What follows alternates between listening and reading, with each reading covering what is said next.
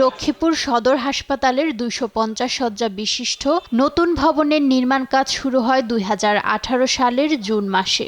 কাজের মেয়াদ ছিল ১৮ মাস। কাজের নির্মাণ ব্যয় ধরা হয়েছিল ৩৫,৩৬,০০,০০০ টাকা।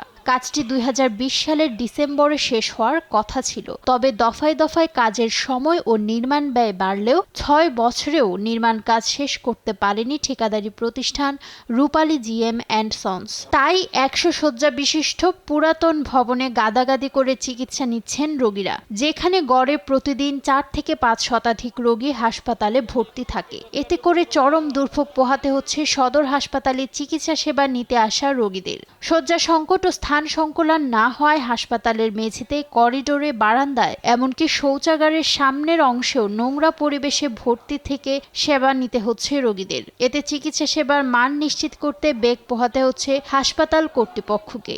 শীতের মধ্যে ২-৩ করে থাকার কোনো জায়গা নেই, বসার জায়গা নেই, পুরোটার মধ্যে থাকার জায়গা নেই। শয্যা সংকট কম থাকার কারণে ডাক্তার ও নার্সরা কাঙ্ক্ষিত সেবা দিতে হিমশিম খাচ্ছেন। আমি একজন জুনিয়র কনসালটেন্ট, কিন্তু আমার রুমে ঝাড়ু আমার নিজের দিতে হয়, পরিষ্কার আমার নিজের করতে হয়, এবং পুরো হাসপাতালে পিয়ন মাত্র একজন।